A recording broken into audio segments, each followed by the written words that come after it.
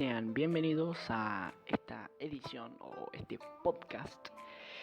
Espero que estén pasando un buen día o unas buenas noches, dependiendo de dónde a qué hora me estén escuchando. Antes de iniciar, cabe aclarar que el tema del que hablaré está relacionado sobre una temática muy importante que está principalmente en los ámbitos escolares.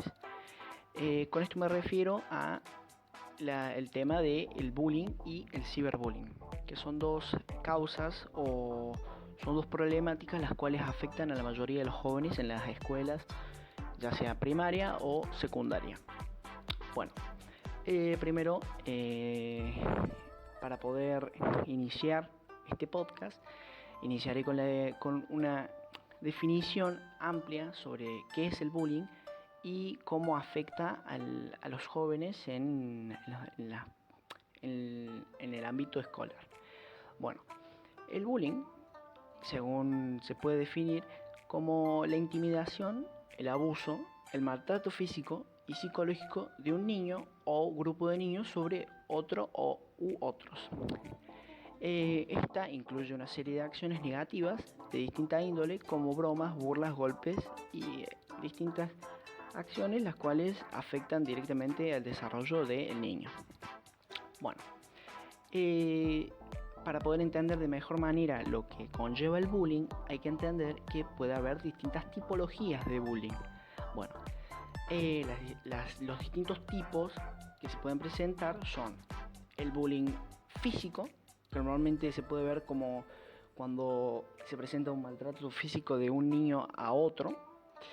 Luego estaría el bullying psicológico, en el cual se utiliza distintas herramientas psicológicas en las cuales afectan el pensamiento de un niño.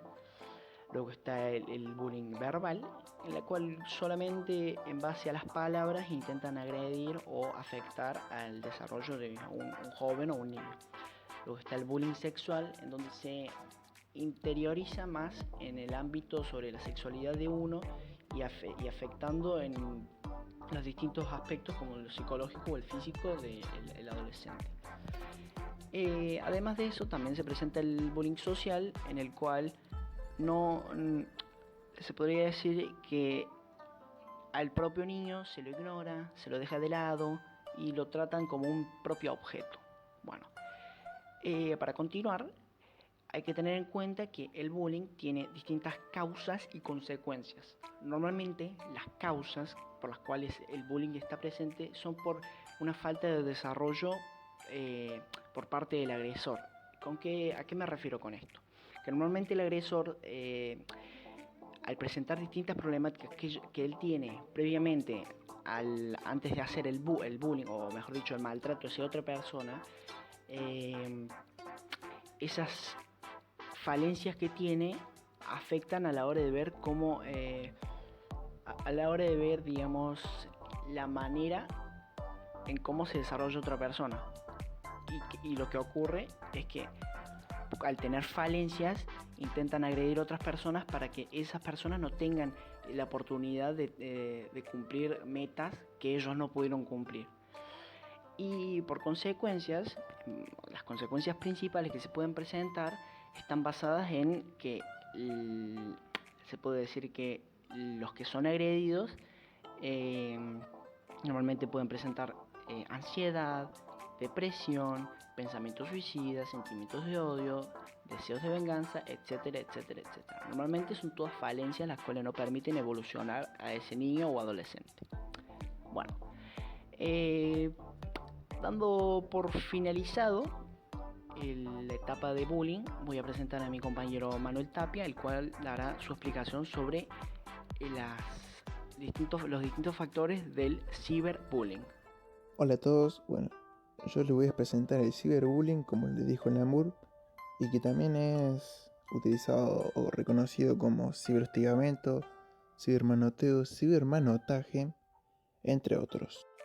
Ya pasando al concepto, podríamos decir que el ciberhostigamiento es la forma de divulgar datos personales o difamar a alguien más rápida y sencilla de todas.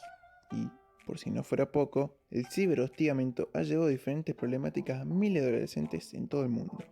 Ahora, para proceder a las tipologías de bullying, es válido aclarar que dentro del hostigamiento cibernético existen dos divisiones. En cuanto a la vía de comunicación por donde el bully agrede y en cuanto al tipo de acción tomada por el mismo. Vías de comunicación por el cual agreden. Acoso por SMS, a través de fotos y videos. Intimidaciones por llamadas telefónicas, por chats en sitios web, a través de email o mediante la divulgación por alguna página con comentarios ofensivos. Continuamos con el tipo de acción que realiza el agresor. Provocaciones incendiarias. Se provocan peleas donde la gente quiere mantener una disciplina decente. Hostigamiento. Se envían repetida y consecutivamente mensajes desagradables. Denigración. Se publican rumores o murmuraciones sobre una persona. Violación de intimidad. El bully puede compartir información de personas a terceros. Suplación de personalidad, y que también se le conoce como robo de identidad, y que aunque sea un delito también puede ser un método de maltrato cibernético hacia los adolescentes. Exclusión. El victimario puede excluir a una persona de un grupo social determinado. Acoso intenso y repetitivo. Acá es donde pueden haber problemas serios, como amenazas, intimidaciones, etc. Y o ciberamenazas, que es una acción que engloba los tres últimos puntos nombrados. Principales causas y consecuencias del ciberbullying. De la misma manera que el bullying, que se presenta comúnmente las causas, una de sus ramas, como el ciberbullying, también pueden presentar causas por las cuales se realizan y consecuencias que develan a través de las acciones que se realizaron por un principio. Para contemplar las causas de manera completa y concisa, se deben tener en cuenta diversos factores, tales como los valores, la educación, factores emocionales, factores sociales y factores psicológicos. Una causa irrefutable del incremento de este acoso es el auge de las redes sociales y su facilidad de acceso sin limitación de edad. Consecuencias. Cabe aclarar que las consecuencias que tienen las acciones que se hacen para perjudicar a otra persona son muy difíciles de sobrellevar.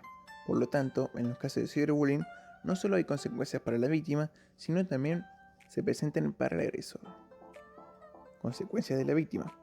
Sentimiento de ansiedad, depresión, ideación suicida, estrés, miedo, baja autoestima, sentimientos de ira y frustración, sentimientos de indefensión, nerviosismo, irritabilidad, somatizaciones, trastornos del sueño, dificultad para concentrarse y afectación al rendimiento escolar. Consecuencias del agresor o abusador. Dificultad para empatizar. Posibilidad de que se produzca una desconexión moral. Problemas por su comportamiento agresivo. Dificultad para acatar las normas. Conductas delictivas. Ingesta de alcohol y drogas. Dependencia de las nuevas tecnologías. Y absentismo escolar. Los factores de riesgo. Deberíamos definir qué factor tiene el bullying y el ciberbullying, aunque ambos son factores individuales y sociales, ya que generan vulnerabilidad porque estos serán los que lo marcarán en la adolescencia el tipo de respuesta entendida como conducta de riesgos que los jóvenes asumirán. Ya sabiendo lo dicho, podemos continuar con el factor social. Esto incluye el grupo de pares, el papel de los medios de comunicación, las normas, los valores, las creencias del contexto sociocultural en el que vive, etc., que pueden provocar que este hostigamiento y maltrato sea mucho más severo de lo que es. Continuemos con el factor relacionado con la crisis de identidad, los cambios sociales, el impacto cultural, la urbanización, el sentimiento de ser marginado y la pobreza. Es muy importante aclarar que el modo de resolver los conflictos también repercute en el modo en que afrontan esa problemática.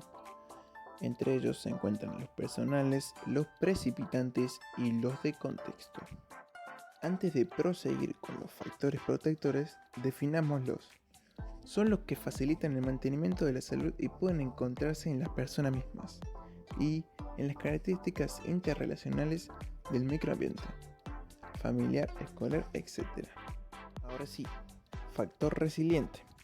Son las actividades que podrían realizar aquellos adolescentes para desquitarse de esas problemáticas y poder mejorar las condiciones de vida de la víctima del hostigamiento.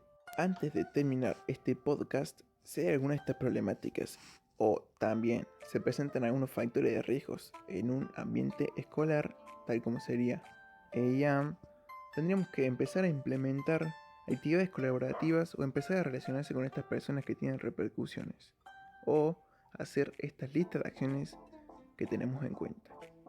1. Presentar situaciones cotidianas que estén afectadas por el bullying para demostrar las causas y consecuencias del mismo. 2. Generar distintas actividades recreativas para poder divertir a todos los jóvenes. 3. Crear charlas en las cuales todos pueden expresarse de manera libre. 4. Cambiar constantemente los distintos grupos que se forman en casas para que haya una variedad aún más grande. 5. Dar ejemplos de situaciones que han ocurrido en años anteriores para demostrar lo grave que puede ser el acoso. Ahora solo me toca agradecerles por habernos escuchado.